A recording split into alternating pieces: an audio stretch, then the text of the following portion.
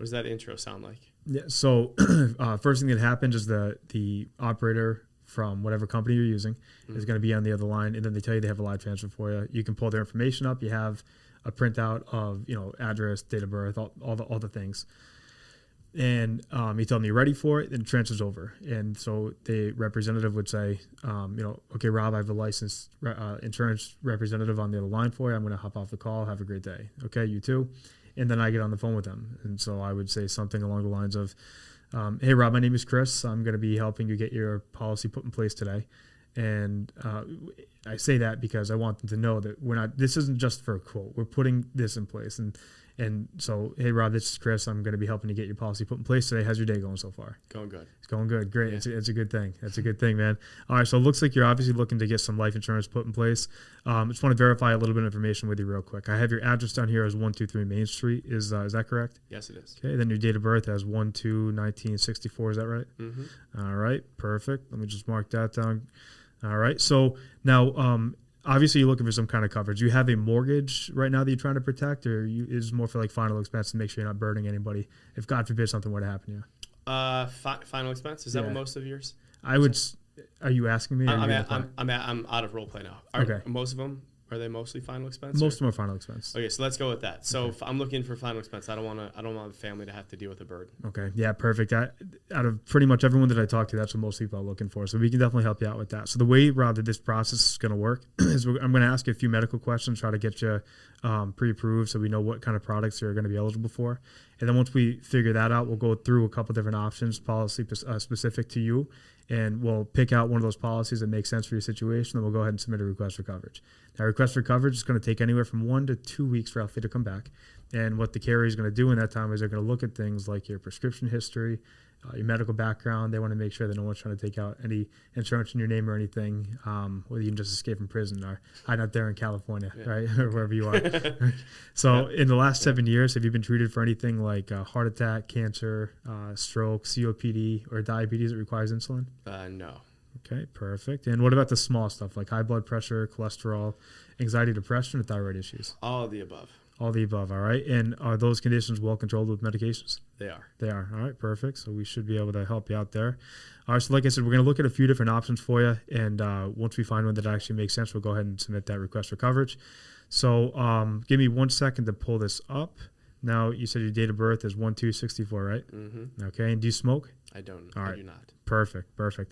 All right, so I got this pulled up. So let's look at option one. So option one, we're looking at $25,000. $25,000 is about the average cost of a funeral in your area. $25,000 would be $156 a month. Now, obviously, this is going to pay out if you were to die, right? But this is also going to pay out while you're alive. So if you were to get diagnosed with any kind of a terminal illness, so 12 months or less to live, they're going to make you the beneficiary. They're going to start paying you out the entirety of that face amount. This is also going to have a cash value account attached to it. And I don't know if you're familiar with cash value, but basically how that works is every time you make a premium payment, a portion of that's going to go towards your cash value account. Now, that cash value account is going to begin to accrue interest. And so let's just say in, 5-10 years from now, you have $6,000, $7,000, $8,000 in that cash value account. Well, you can go ahead and take some of that money out, and you can go use it to buy whatever you want, right? A TV, dogs, whatever you're into. All right. Or you can actually leave that money in there, and you can actually use that account to help to make those premium payments for you. So it's like a self-funding account at that point. Kind of a cool option. And this also has a double indemnity rider attached to it, which you do not pay for. They just throw that in there for free.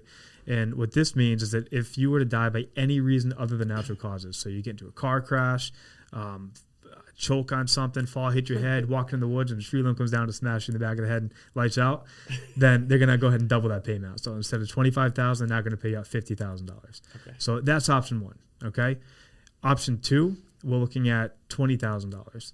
$20,000 is going to be $124 a month, and this is going to have the exact same benefits as option number one. So cash value account, you got terminal illness, you're going to be protected, and double indemnity rider, you're good to go. And then there's option three, $15,000. This is $94 a month, and same exact benefits as option number one and number two. Terminal illness, cash value, and double indemnity rider, all going to be included.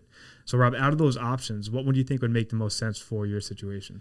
I I think 20 would be good. 20, yeah, that's probably the most common. I think that's the most common one that we're seeing right now. So we can go ahead and submit the request for coverage for that. And again, what they're going to do is they're going to look at things like your prescription history, your medical background, and then, again, just going to verify that you are who you say you are. No one's trying to take this out in your name. All right? Okay. All right, perfect. So in order to submit the request for coverage, obviously the company is going to require some sensitive information to make sure you are who you say you are.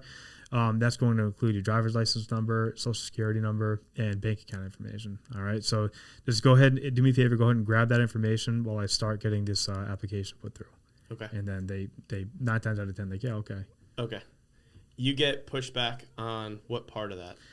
If I do get pushback, it's on the bank account. I found nobody really like the options, Chris, but like, you need my bank information? Yeah. So I actually don't need the bank information, but in order to submit the application, these companies require that to be part of the application. Now, it's important to note that no money is going to actually be drafted today. They're not even going to take that until you're actually approved for the coverage. But these companies, after COVID and everything, they've been over inundated with applications for life insurance, and they're not even going to entertain any applications now that from clients that they don't think are serious about it. So that's just one of the requirements that they now have. It's less paper chasing for them in the long run. Okay, so like I said, if you don't mind, just go grab that for me, and we'll begin putting this through. Hey, that's beautiful. All right. So then they get it, and they give it to you, and then what happens next? So now we have, now here's the challenging part, technology. Yeah. So let's run through, so you're seamless. Dude, this is just like silky smooth. Then you got to put the ball in their court because they have to figure out how to sign this thing now. Yeah, and that can be challenging. So let's run through how you troubleshoot that, because I can see why you're closing so much business. That was a 4-minute pitch, and I feel like I've known you forever. Like that, you're really good at that. That's nice. So smooth. And that rebuttal to that bank objection is freaking gold. We'll have to get that typed out to get out to people because that is really good. You're not getting many objections there. Now, signatures. You say, no, I'm not in person. Obviously, if you're not in state, there's no way around this. So you've got to get proficient at this. And the play is to go outside of your home state as an option because you need to get the cost of leads down. Correct. So now you click, when you set up the application, you click, I've never done this. So walk me through it as if I don't know what I'm doing. So you say, no, I'm not with the client. Yep. Okay. And then let's just use Americo because we always lead with Americo. Yeah. And you click email signature and you send it over. Then what happens next? And then it's going to have an access code. So you take that access code. I copy and paste. So you have to have their access code is automatically populated. And then you have to enter one for yourself as well. So I just copy and paste it. So it's the same access code. Is it a confusing one or is it like simple like there's no, dude, in there? It's like it's 6 numbers, 846-742. Okay. And then you just tell. So what I do is I tell them, I say, all right, Rob. So I'm going to be sending you an email in a second here. This is going to be the HIPAA disclosure. This is just going to give the company authorization or any prescription history. I'm going to send that email to this email address, and I want to make sure it's going to you. So I'm going to verify it real quick, and then I go over what the email address is. Yes, that's it. Then you hit send email, and then all right. So I'm sending that over right now. So you should have that any second. Go ahead and open your email up and make sure that you got that. Let me know when you do. Once you get it.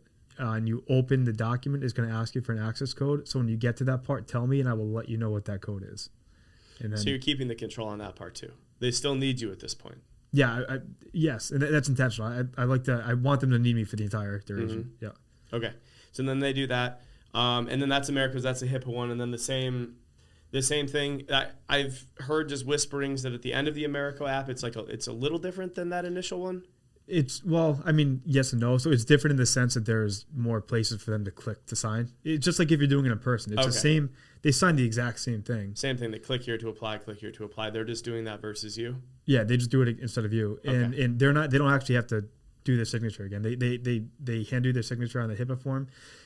And then when they're on that last one that you send, when they click that little yellow tab, it just automatically applies the same signature that they did in the HIPAA form. Okay, cool. And they are going to have to enter the mother's maiden name. And so then they just type that in. But that's it. And then they submit it, and it comes back to you. Your page refreshes, and so if it's a HIPAA form, it just automatically refreshes, and you just go to the next page. If it's the very last one, then you get an email as the agent, and then you have to go into your email, and then you just sign yours. Got it.